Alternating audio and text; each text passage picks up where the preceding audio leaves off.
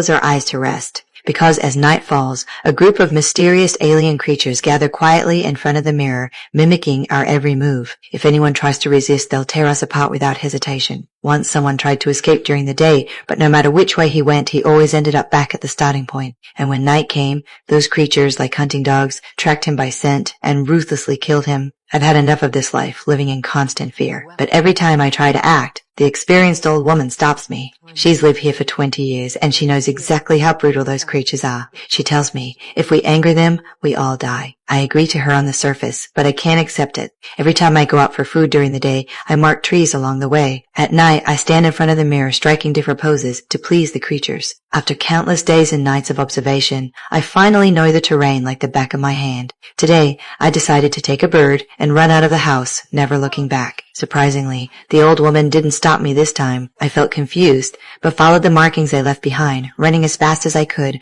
hoping to escape the forest before nightfall. I kept running until I saw an open space ahead. But just as I thought I'd escape the forest, the sight in front of me shattered my hope.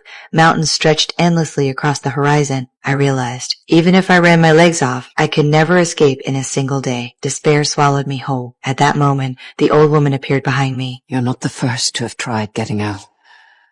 We've all tried and failed. I had no choice but to follow her back. This failure made me accept the reality and obey the rules.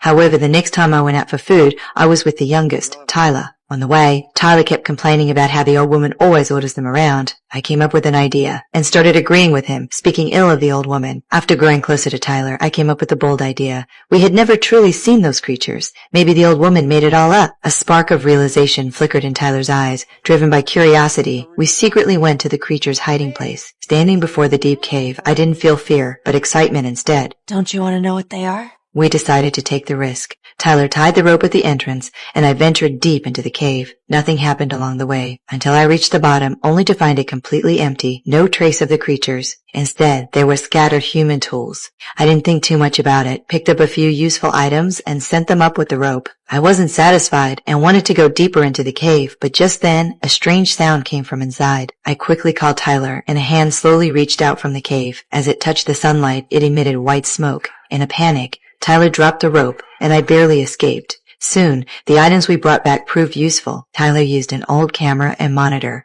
to create a simple camera, hoping to see the creature's true form. However, late at night, the monitor still showed a blank screen. Just when we thought the creatures wouldn't appear, there was a heavy knock at the door. Then, a human leg appeared on the monitor. Before we could react, Lisa suddenly stood up, as if drawn by something, and walked toward the steel door. Yes, honey.